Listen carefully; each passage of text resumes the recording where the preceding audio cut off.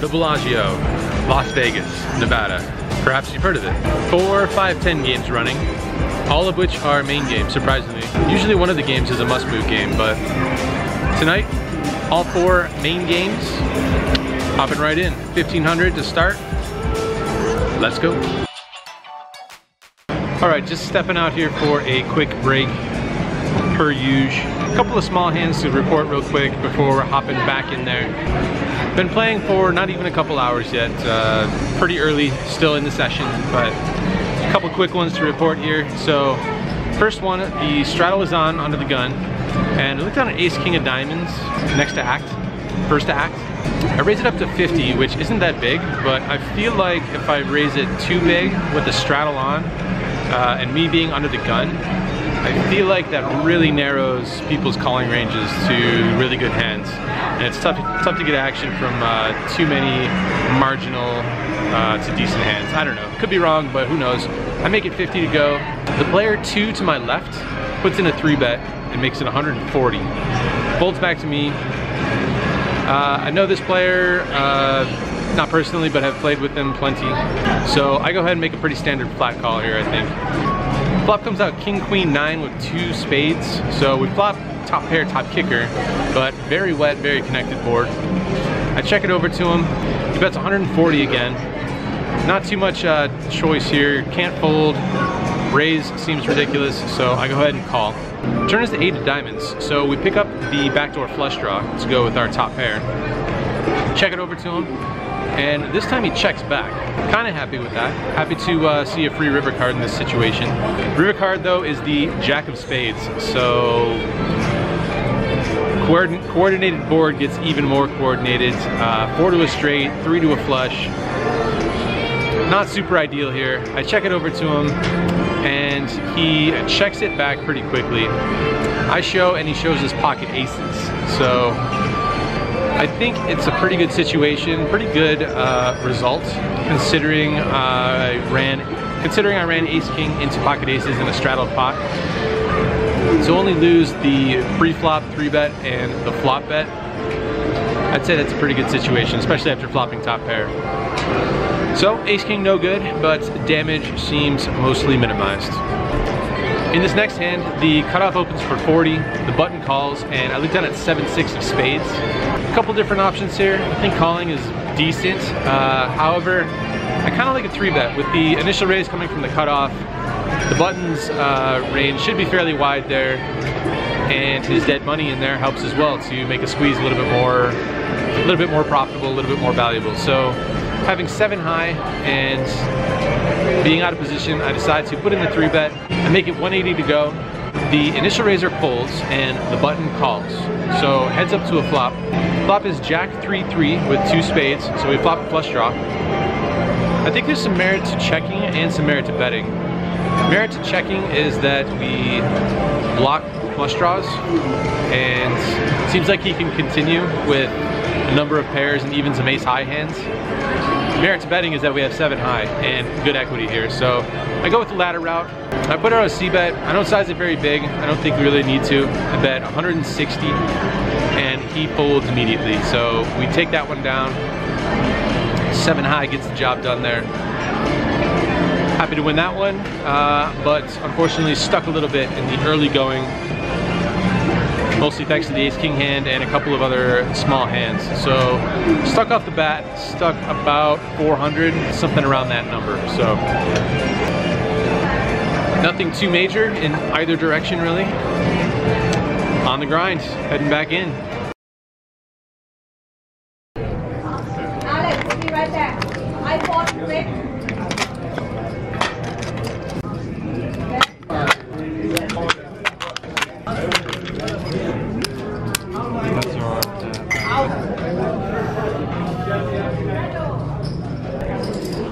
Hello.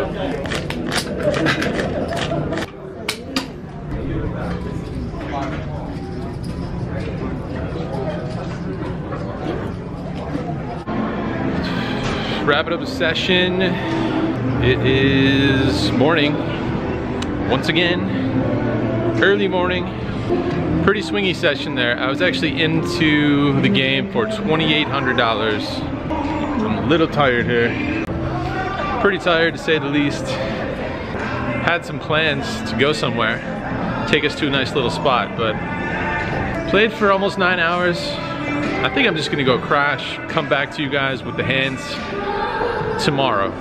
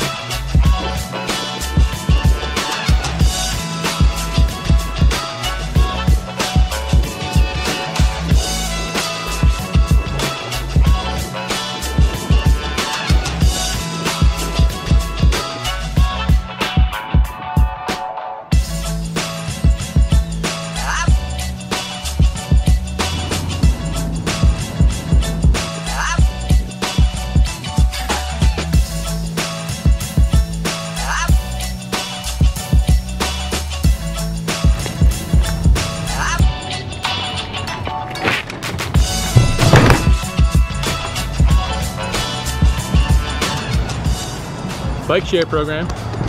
Certainly a cool little perk of living downtown. Don't need to own a bike, just borrow one. Drop it off wherever you're going. Pretty close to where you're going, that is. That's where we're going right there.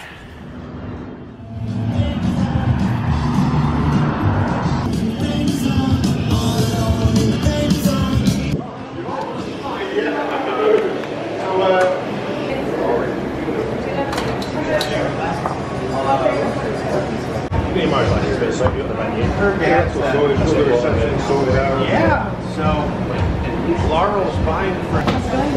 Good, how are you? Go and take some pictures of stuff anymore. Yeah. Do you get some part of the video?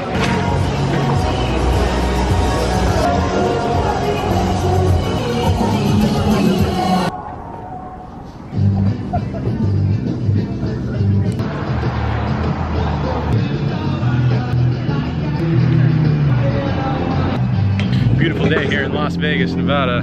Definitely overdressed with that hoodie. You might remember this location from such episodes as my pilot episode of this very vlog. Cheers. I went with the, something I've never heard of before. Someplace out of San Diego called Modern Times. That's what it's called. And the beer is called Dismaxian. Pale Ale from Southern California. Pretty tough to go wrong for the most part. Right, so I owe you guys a couple of hand histories from last night. Just was exhausted. Played for about 8.5 hours last night at the Bellagio. Wrapped up, like I might have said, I can't even remember now, but I wrapped up at just around 6 a.m. Pretty spent, pretty exhausted, just didn't have it in me. Had to go back and crash and then circle back to last night, this morning, yesterday morning. I don't even know what day it is. I started the session in the hole and got all the way down to minus about 1200. Pretty standard for the most part. Not ideal, but one buy-in, 120 big blinds, very much well within the norms of standard deviations in a 5-10 game. And the only reason I say well within the norm of standard deviations is to make myself sound really smart and use a phrase like standard deviations to really sound like I know what I'm talking about when it comes to poker and mathematics. But let's go over a couple quick hands just to wrap up that session officially. So in this first hand, first interesting hand, there's an early position raise, so 30. There's 2 calls, and I look at King 10 offsuit and the hijack. I've mentioned it before that with this hand, it seems like you can go 2 ways. It seems like it's a reasonable squeeze candidate, blocking ace king and pocket kings, and having callers in between the original caller. Seems like it makes for a profitable squeeze situation, but there are some better hands to do it with. And being in late position, I don't really mind a flat call so much. It's always good to be able to play in position. Maybe if we're out of position, makes for a better squeeze candidate, a good 3-bet bluff candidate. But I just decided to flat call. There's one caller behind me, so 5 ways to a flop. Flop comes favorable for us. Flop is King 10-3 with 2 spades. There's 2 checks, and the player to my right, he puts out a bet, and he bets $120. Couple different options that both have merit. Certainly raising has merit. Fairly wet board. Straight draws and flush draws on board, so certainly some merit to raising. I just decided to flat call though. I decided to see what happens on the turn. Look for a safe card. To be honest, I'm not sure which is better in this exact spot. 5 ways. It seems like if we flat call, we give a decent price for some draws to come along as well. But if we raise, it seems like we might be over-repping our hand a little bit, and it could let King Queen, King Jack, Ace King possibly off the hook. So those factors in mind, I just decided to flat call. The original raiser calls as well. So 3 ways here going to the turn. Turn is a great card for us. Turn is an offsuit 4, so changes nothing. If we had the best hand on the flop, we should still have the best hand here on the turn. We were looking for any card under a 9 that wasn't a spade, or obviously a king or a 10, but we pretty much got what we want here, offsuit 4. So the initial raiser checks, and the player on my right puts out another bet, and he bets $330 this time. I have about 1,300, just about 1,000 more beyond his bet. So with the pot size as it is, and with my stack size, and it appearing that the original raiser is likely to be drawing, I think a raise is in order, and with my stack size, pretty straightforward jam, I think. Seems to make the most sense, so that's what I do. I go ahead and I jam it all in there. It's about 1,300, it's 1,000 more. The initial raiser folds, back to the player on my right, goes well into the tank. Thinks for a long time, so on one hand that's good. We fade the snap call. It turns out he doesn't have pocket 3s if he's in the tank. So with that in mind, obviously we're definitely rooting for a call now. And he goes into, he's well into the tank, thinking for over a minute, maybe a minute and a half or so. Eventually decides on a call, slides the call out, and he asks if I want to run it once or twice. And as previously mentioned, I'm usually happy to run it twice if they ask. I don't really care either way. I'm not usually one to ask if they want to run it once or twice, but if the other player asks me, then I'm usually happy to do whatever they want to do, because I don't think it matters too much in the long run or at all. So I tell him I don't really care, and he says, well, I'm drawing, so I would prefer to run it twice. So I say that's fine. We run it twice. The first run out, the first river brings the 8 of spades. The second river brings the Jack of spades. So initial reaction is those are not the cards we're looking for, considering that he was drawing. But I show my hand, and turns out he shows us Queen Jack. He actually bricks the run out despite it being spade spade. He bricks his draws, the open-ended straight draw, and that means we scoop the pot. So pretty good sized pot here, gets us all the way unstuck and even a few $100 into the black. By the way, someone once mentioned in the comments that I should start a shirt, that I should make a shirt that says "all the way unstuck." I kind of like that one. We'll have to keep that one in the memory banks for future edition of the favorable tee lineup, all the way unstuck. All right, anyway, next interesting hand. Straddle is on. We look down at pocket aces from under the gun. I mean, the straddle is under the gun, but first to act, 2 aces. As mentioned in the first hand that we covered from last night, I feel like when I look down at a good hand from under the gun with the straddle being on, my raise size is going to be inflated a little bit, and it's just going to make my opening range so narrow that it's going to be tough for me to get action if I make the raise too big, I think. So I just make it $50 to go from first position. We get 3 calls. 4 ways to a flop of 9-6-4 with 2 clubs. The big blind checks, and I put out a bet of $120. The button calls, and the other 2 players fold. So heads up to a turn card. Turn pairs the board, offsuit 4, and it's on me to act. So it's an interesting spot because normally This player is seems like a pretty good player. I don't think I've played with him before, but he seems pretty solid. Seems like he knows what he's doing. Not getting out of line anywhere, it seems. So my initial thought is that it's gonna be tough to get 3 streets of value, and on a wet connected board, perhaps it's okay to pot control with a check, but I don't think I need to on this exact card. I think when the bottom card pairs, it seems unlikely for that to have connected with my opponent, with his calling range pre-flop. It shouldn't put us in too many tricky situations. It shouldn't really entice him to put in a raise, I don't think. I think I got some other turn cards, like cards that would complete various straight draws. Cards like an 8 or 7 or a 5 or maybe even a 3. Cards that really connect the board even more so than it was on the flop. I think that would be okay. I think that'd be more okay to check than this card. Say even if a 7 didn't make him a straight, he could put us in some tough situations going forward. He could pick up pretty good equity with a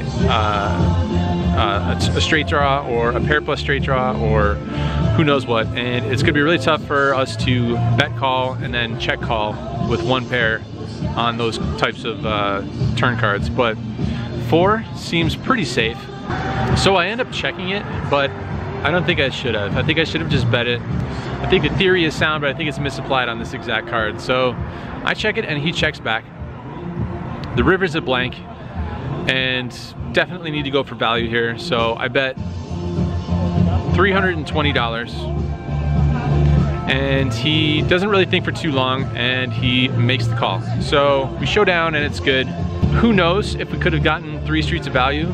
It's definitely possible.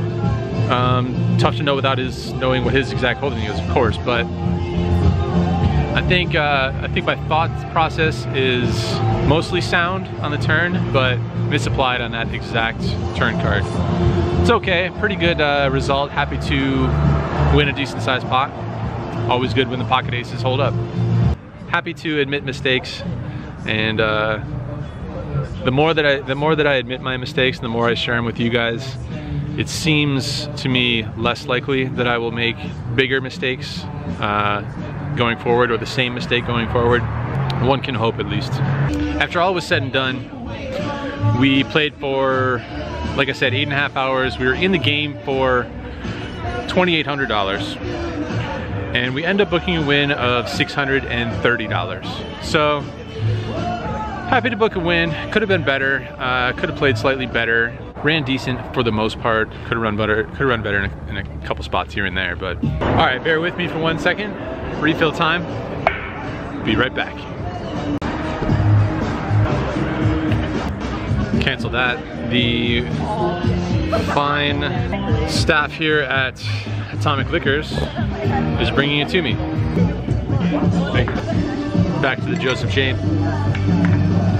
Almost dropped my glass on the ground, but back to the Joseph James Citra Rye.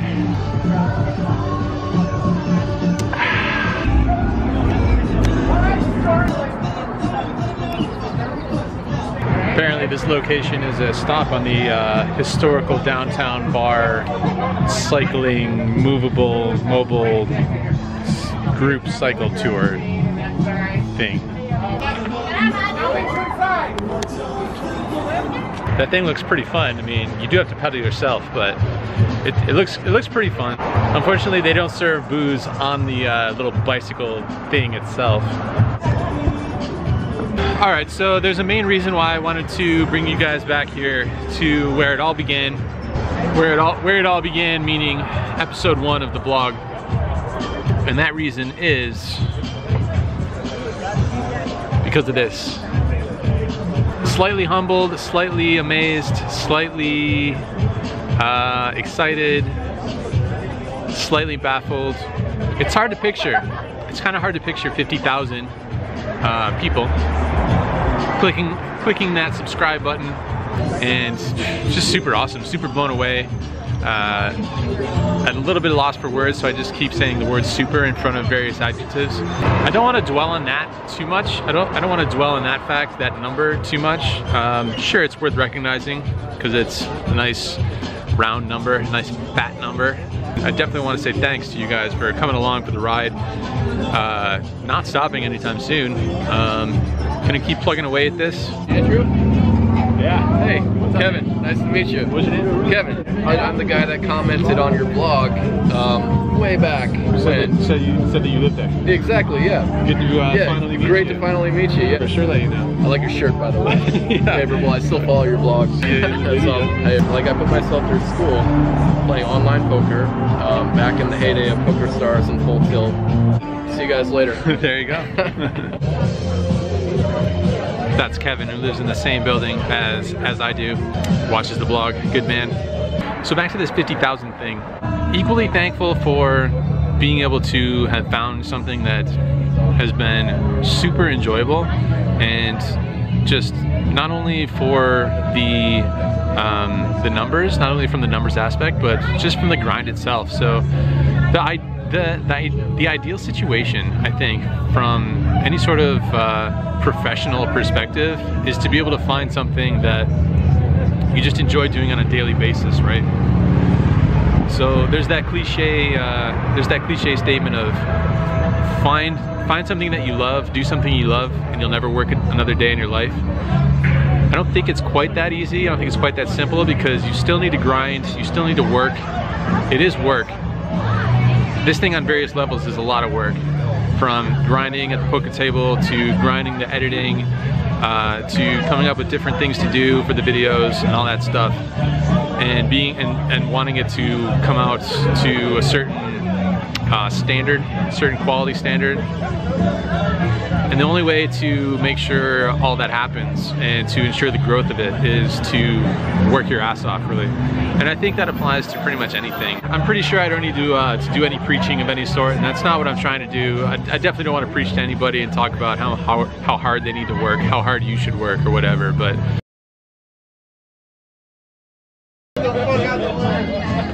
getting a little chilly here at nighttime. Not absurdly so, but anyway, as I was saying, I think one of the most important takeaways from the whole vlog project thing is that I'm happy that I just pulled the trigger and did it and started it. Starting is the hardest part for any project. Leaving a job, starting another job, starting a business, starting a project of whatever sorts it is. I used to, before I started the vlog, I've talked a little bit about how I was a little bit unhappy just putting in the grind hours. I'm not saying that I expect everyone to be unhappy in that situation. This was a very personal thing for me.